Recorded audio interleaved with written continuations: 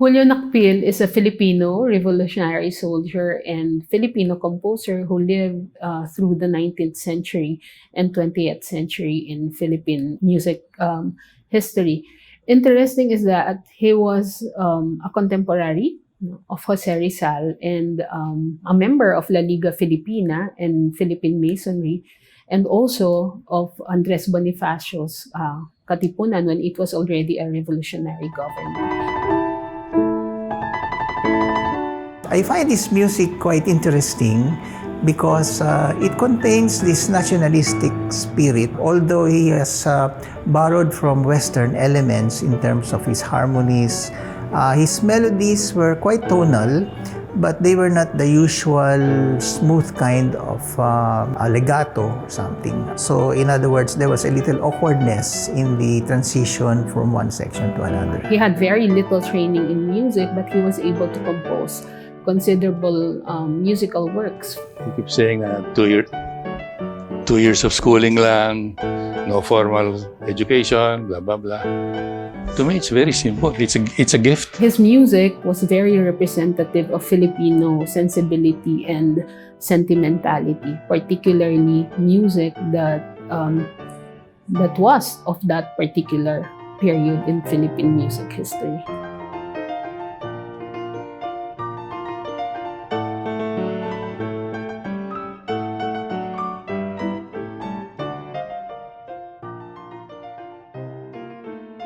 On May 22, 1867, Julio Nakpil was born in Quiapo, one of Manila's busiest districts. He was fourth among the 12 children of Juan Luna Nakpil and Juana Garcia Putco. His father Juan was a flute player and a member of an orchestra. Julio was sent to school when he was 8 years old. Highly imaginative and precocious, he was not able to conform to the strict discipline and was pulled out of school after only 2 years of education. Julio was largely self-taught as a musician, but he made up for that lack with diligent practice. He became so good as a pianist that the Spanish governor Eulogio Despujol of 1891 to 1893 often invited him to Malacanang to perform in social gatherings like tertulias and bailes. Julio was paid 1 peso per hour, which was a very high rate at the time. He was in great demand that his health declined due to often staying up late at night. This left him with no choice but to stop accepting the piano playing requests. Julio finished his first composition, a polka titled Zefiro, on April 27, 1888 when he was 20 years old. Although it is a polka, it is in that predominant international style, you see already complexity in it because there are already imitations as well as the use of unconventional tonal harmonies. Although it sounds tonal, it sounds melodic.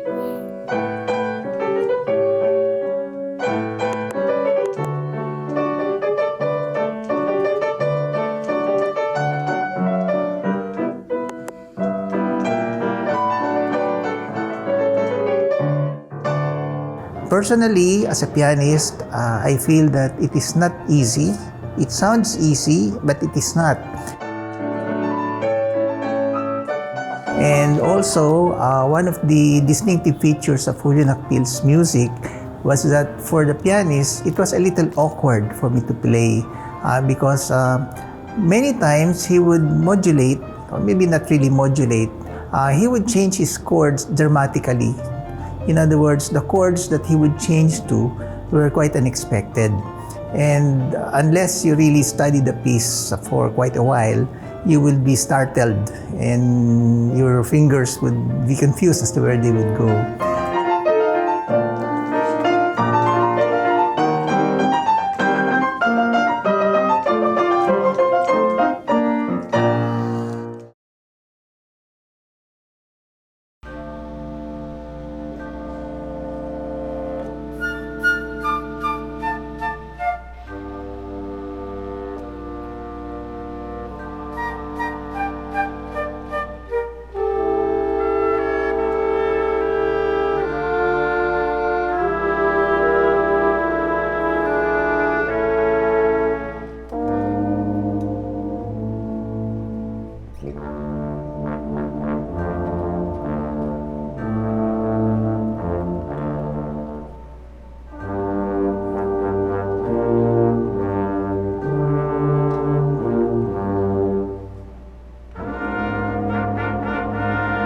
It was the 19th century, so it was the time of the Philippine Revolution. And I was surprised to look into the entire gamut of his musical works, as he was a pioneer in this sense, because during that time, you had composers like Diego Perez, Manuel Mata, or Ramon Valdez with very little of their music that survived. But with Julio Nakpil, we were able to come up with almost a complete catalog of music with only two works that are actually missing and hasn't been retrieved.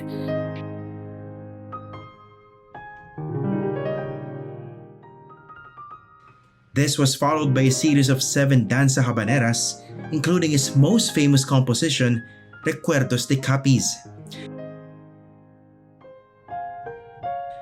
Julio Nakpil's first published musical work was Ilang Ilang. As mentioned in his account, this was in Madrid in 1890.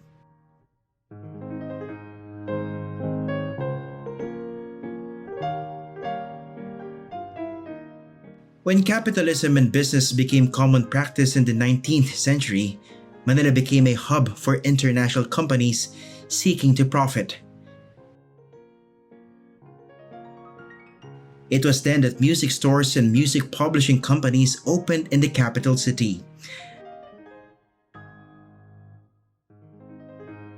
As one of the first Filipino musicians to write, publish, and sell his own music, Julio Nakpil was a pioneer in the music industry.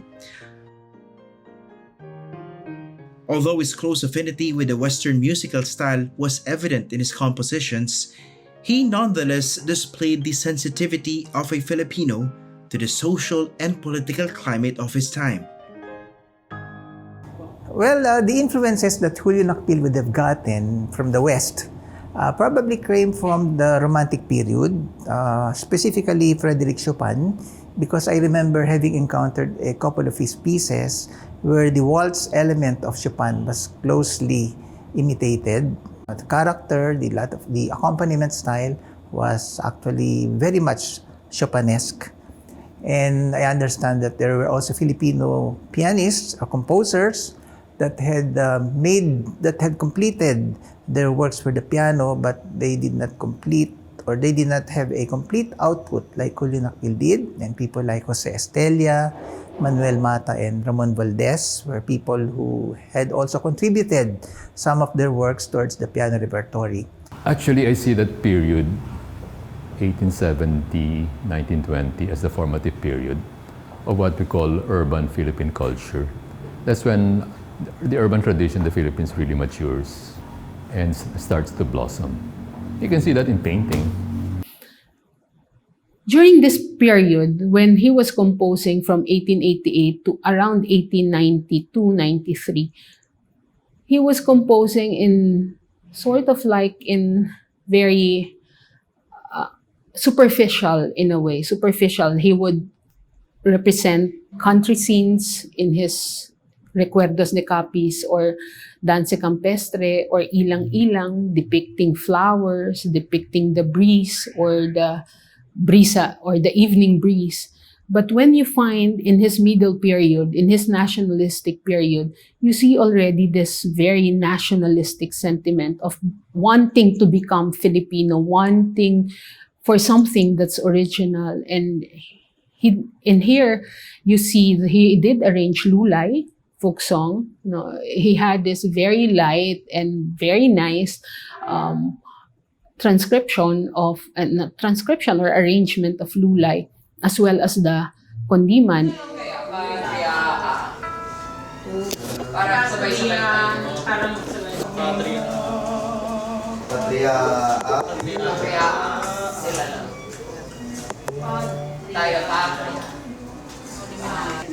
So, talagang dinidefine niya, yung mga dissonances niya, talagang inaano niya. Like, for example, the Pahimakas, it's D minor, it starts with C sharp major, which is talagang in the, So, if talagang meant niya yung dissonance na yun, it is talagang trying to parang putting into music yung kanyang rejection of what was happening during that time. So, if it is there, you just have to bring it out.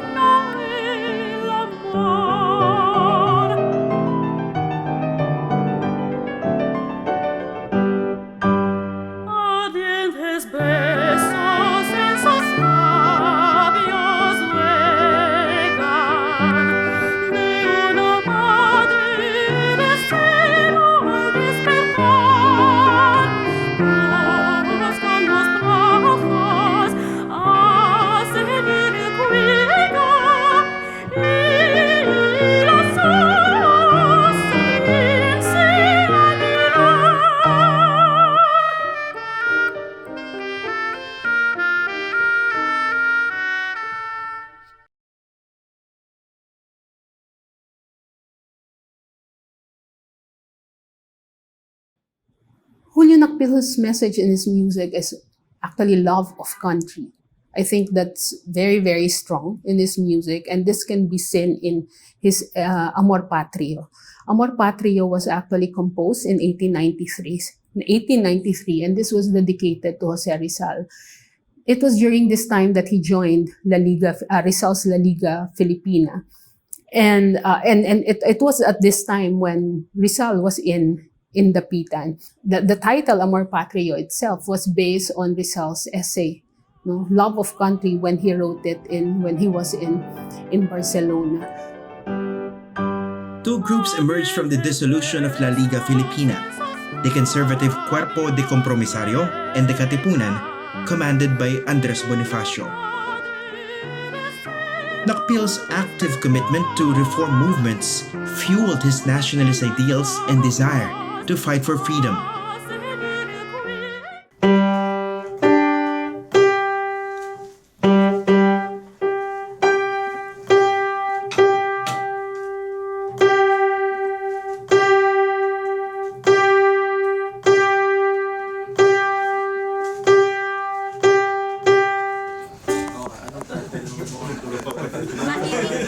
Nasaan na si Mairing?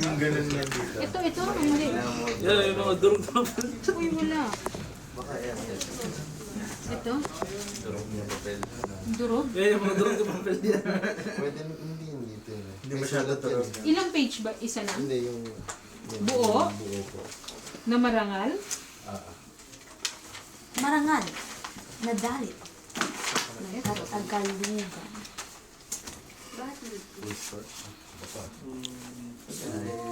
Basahin ko. The importance of Julio Nakpil's music is that he actually was narrating the story of the nation, of the different colonial periods of imperial encounters and confluences.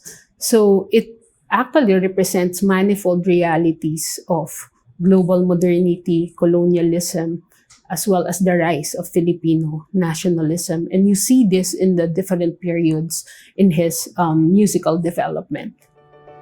Julio's brother Francisco joined the Cuerpo de Compromisario, while Nakpil joined the armed struggle later. He met Andres Bonifacio on November 2, 1896, and joined him in the Katipunan. He used J. Gilio as his nom de guerre to avoid endangering his family. And in the midst of battle, he produced revolutionary music that served as a rallying cry for the Katipuneros. You see this change of his style, wherein he'd move away from his stile brillante, this pianistic style of that particular period, moving towards compositions that are nationalistic. And you see here that he was composing already with Tagalog titles, with Filipino titles. Like other Western composers, like Beethoven, for example, who had about 3 stages in his compositional career, Julio Nakpil also had some stages in his compositions. He started, of course, as somebody who would favor technical virtuosity. That's probably why his first compositions then were replete with runs and running passages. And then when the spirit of nationalism grew stronger, and of course, we know that he became a member of the La Liga Filipina and later the Katipunan, his compositions turned to be more not only nationalistic but more revolutionary in character. He was a pianist in Malacanang during the time of Eulogio Despujol. This Governor General, though progressive, ordered the deportation of Jose Rizal to Dapitan. He even composed El Conde de Caspe, dedicated to Eulogio Despujol. But this piece has since been lost. It is because he didn't rewrite it, possibly after the period of the revolution. So Pamitinan was composed for the revolutionaries who took refuge in Pamitinan Cave. And Pasig Pantayanin, where the seat of Katipunan government was, no? So he did compose Pasig Pantayanin as a pasodoble to inspire, no, the revolutionary soldiers.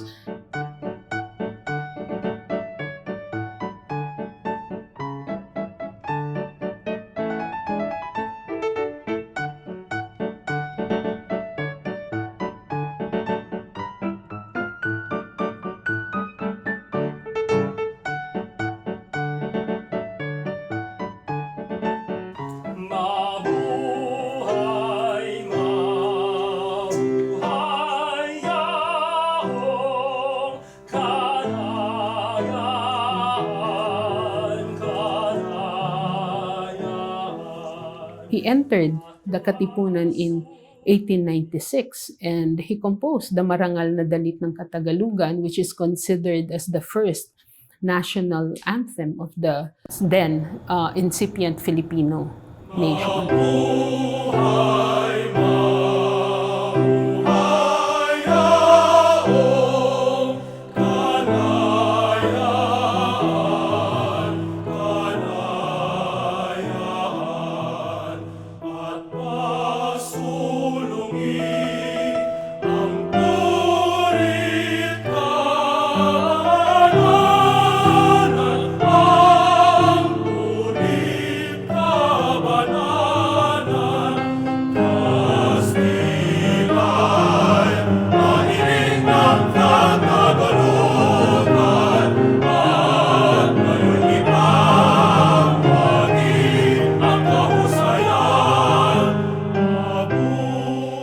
In a tragic event, Andres Bonifacio was killed in 1897.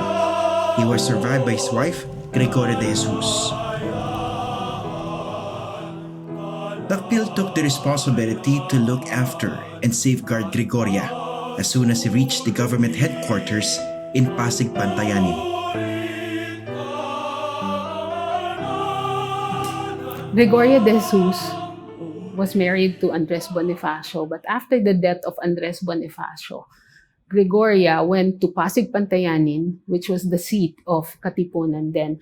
Julio Nakpil actually entered Katipunan as a revolutionary government already because he entered in November of 1896. And upon the death of Andres Bonifacio, it was Nakpil who actually became the Supremo of the Katipunan. And this is based on records in the Archivo General Militar in Madrid. And during this time, when Nakpil was in Pasig Pantayanin, Oriang was trying to find her way, was able to reach Pasig Pantayanin, and it was here that Nakpil took care of Oriang.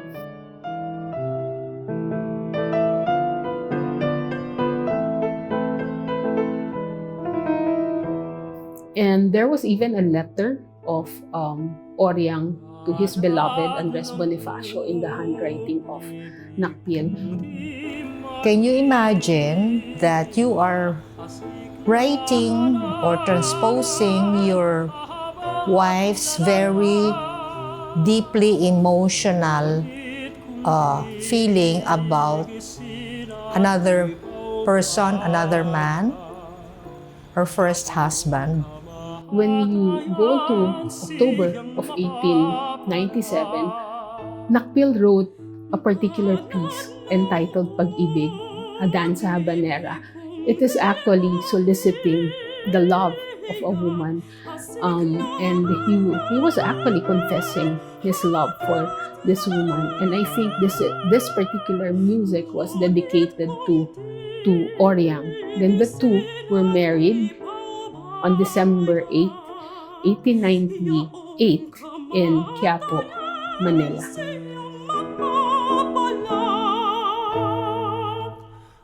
Akin ang kasayahan kung ikaw kamtan, at kung hindi naman. Actually, hindi yan letter. Ano yan? Poem. Poem of Lola Gloria. She composed it expressing her sorrow, her missing Andres Bonifacio. A very emotional letter describing it was very, for me, very romantic in the sense that it showed her love and her dedication and the intensity. For me, my interpretation is that Lola Gloria and Andres Bonifacio lived in very intense times. Revolution period yun eh.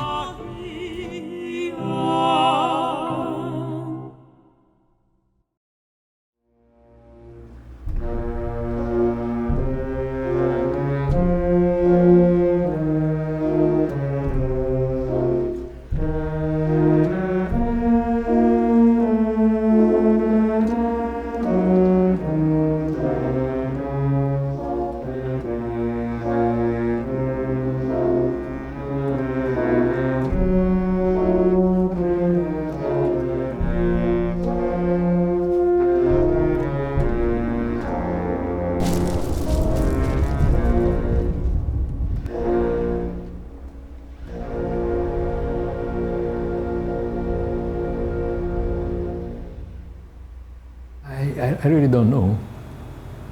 I have no idea why he stopped performing. I think he stopped. This is my perception, because I never faced this question before. I presume that it was also political, that he could not stand another colonial power. It also is the period that he might have felt, because he had children to support, he might have felt that making music was not enough. And his sister, Petrona, was married to Ariston Bautista, who was the president of the Herminal Tobacco Company up north. Herminal is known to be one of the biggest tobacco factories.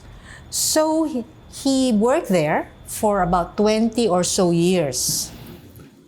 He would not compose for 40 years after this, and I think he went to work at the Herminal factory, tobacco factory, and he would be out most of the time, going to Cagayan to tend for his family. He used to ride horses regularly because he was a buying agent. So he would travel on horseback all the way from Manila to Cagayan Valley.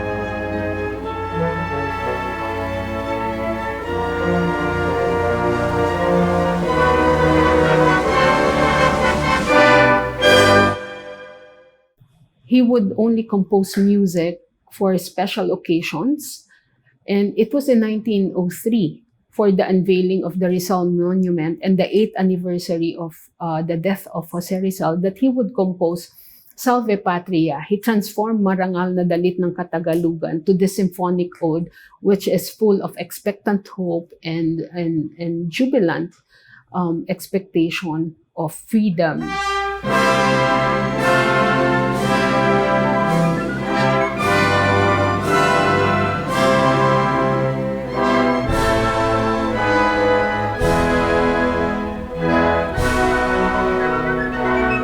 So here he was able to achieve sort of like a salvation and redemption, from the bonds of colonialism. But in reality, it was never attained. So it was his masterpiece. This was Nakpil's masterpiece and was performed in Teatro Zorrilla with 170 musicians on December 30, 1904. I'm not sure whether Julio Nakpil was disillusioned. Remember, there was promise of independence, and this resulted in the foundation of the Commonwealth, 1935, to end in 1945. So, actually, the years late 1920s, early 1930s were a period of optimism for many Filipino nationalists. Julio and Gregoria had 8 children, but only 6 children survived. Julio Nakpil had 6 children that reached maturity. There were 2 that died as babies. I am told that it was a very loving and a very quiet and peaceful relationship. They had the children to take care of, and so I would imagine it was a very happy, a very joyful family. Yaong kamatayan siyang mapapala. Only time I remember of my Lola was in Dakota, the house of Juan. And we had a moment, just the two of us. That was the only time I remember. And that moment was I was on the floor. She was doing her nganga. She was cutting the beetle, the leaves, no? And all the nganga contraptions were there. I was on the floor, just curious, wondering what it was. And we were talking. Sabi niya, oh, ito, mompe, oh. I tried it and I puked. You know? That was the only time. Ang sama. But then again, I could see that she was a very motherly Lola. Na she normally, an old folk would shoo away. The child, oh, don't know what ginagawa ko.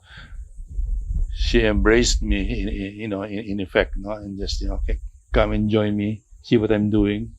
You know what this is ganyan, parang ganon ang conversation namin. And I was just there, like. And there was one magical moment I cannot forget when my dad and my lolo were on the desk poring over some score sheets. I'm getting some goosebumps. And they would be talking. And I was, in retrospect now, my commentary is like, what a magical moment. Two great minds poring over some creativity, and just, ganun ang picture ko sa kanila. And my lolo was, as you say, he was a genius, and yet he was deferring to my father.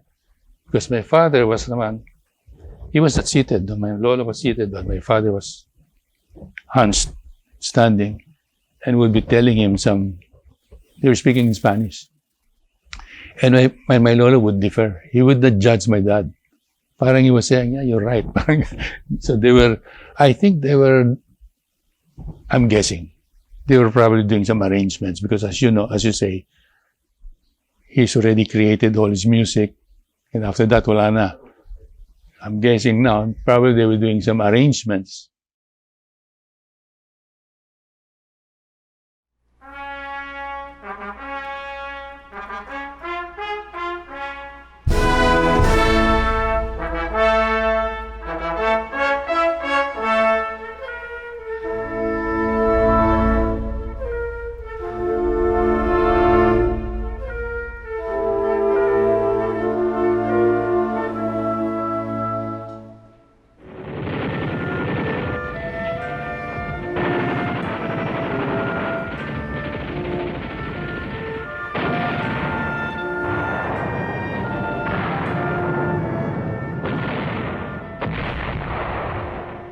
And one fateful evening, during the raid of the Americans of Manila, the bombing and everything, the Japanese army came and just took us away, and in effect, we were captured, and we were all brought to Assumption. Were you together with us at the time? We were all brought to Assumption. We were incarcerated in the basement of a huge house of the nuns. What, 300 people, no? 300. Yeah, mga 300 daw kami, pero for 9 days. So, make a long story short, on the 9th day, I think it was, the huge wall of Assumption just started to crumble, and you could hear this tank coming in. And then we saw a white star on the tank. So nobody could figure out what is that. Japanese ba yan? American? And there were some soldiers running beside the tank. And they were pallid-faced, medyo yellowish pa. And their helmets were no longer. Kasi the helmets in World War II was yung round, the start of World War II, yung round ganon, no?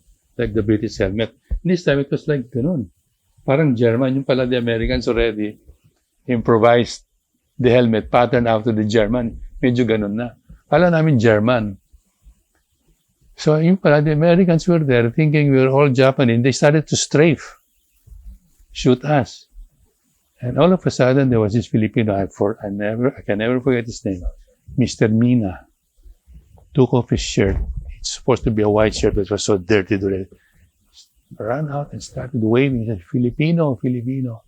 That was the time when the Americans stopped shooting. Nobody got hurt naman. No? And that was how we were saved, because of this guy.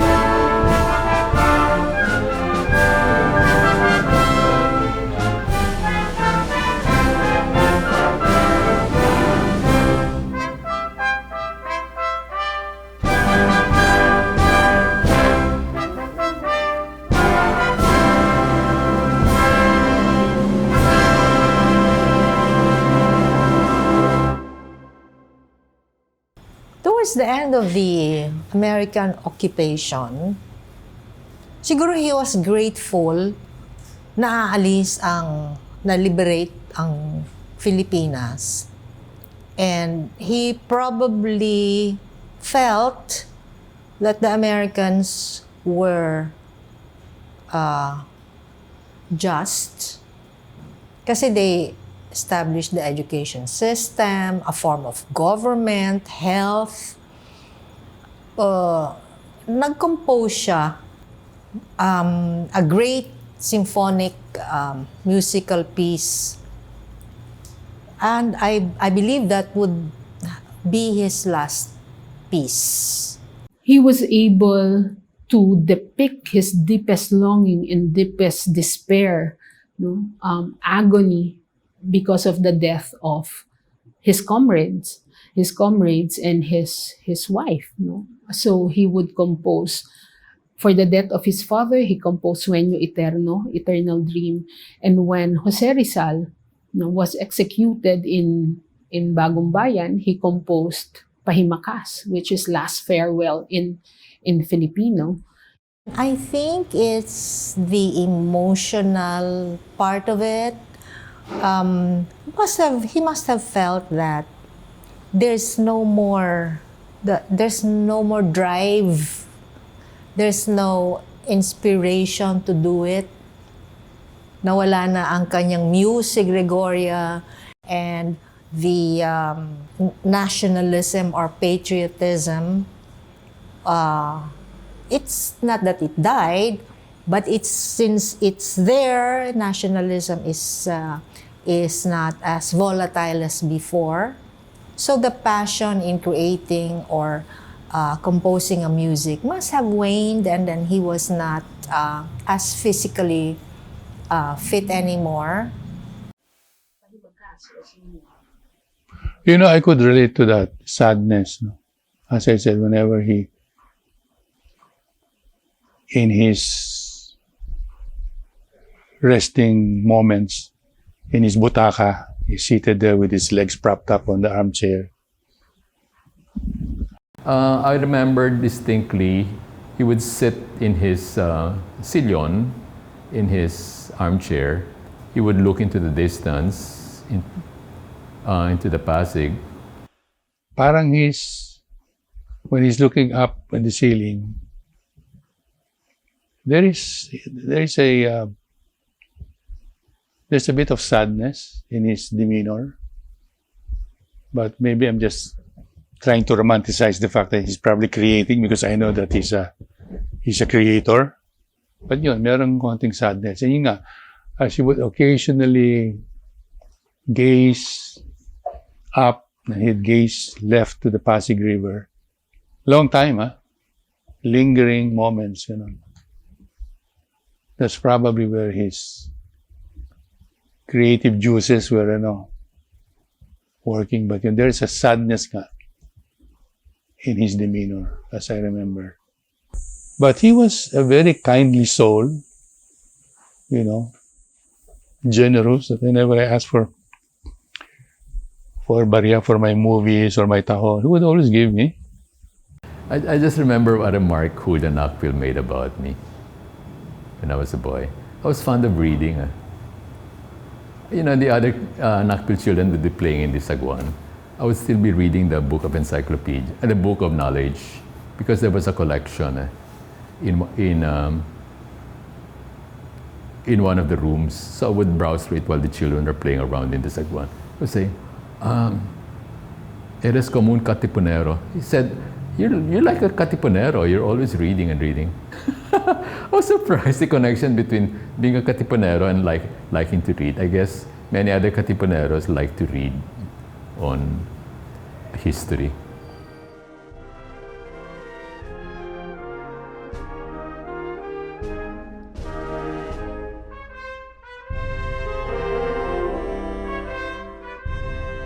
On his dying days, because of school, I was not able to visit as often. But I knew that he was not in a good condition. My mother fetched me from school. So when we got there, we went to the study room, not to the bedroom. So I was just left there. But soon enough, my mother came back and sabi niya, ikaw nga ang hindi ko maintindihan kung sinasabi ng lolo mo. Ikaw, pakinggan mo kung sinasabi ng lolo mo. So I went, and all I could hear he could not speak very well at the time anymore. Ang narinig ko, 2 de Noviembre. Maybe at the time, wala lang sa akin, pero I was probably thinking, baka nagsasabi siya, remember the people, remember our dead. 2 de Noviembre. When November 2 arrived, my mother announced to us, namatay na ang lolo niyo.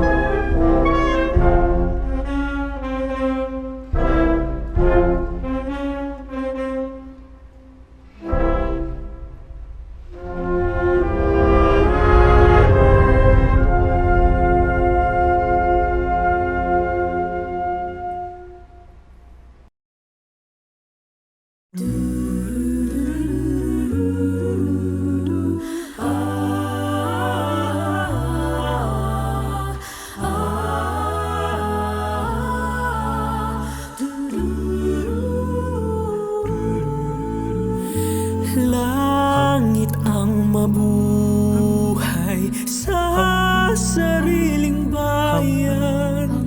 Ang init ng araw may pagmamahal. Langit ang mabuhay sa sariling bayan. Ang init ng araw may pagmamahal. Hanap-hanap lagi saan man ako mapadpad. Di pagpapalit sa yaman ng mga dayuhan.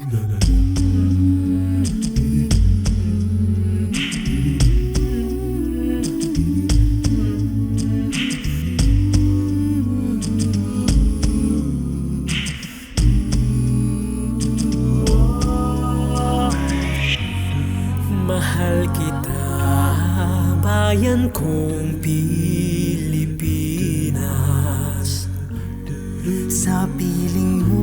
ay may liwanag lagi ang bukas mo. Sa hirap man ay magtan, matukso man at maglayag,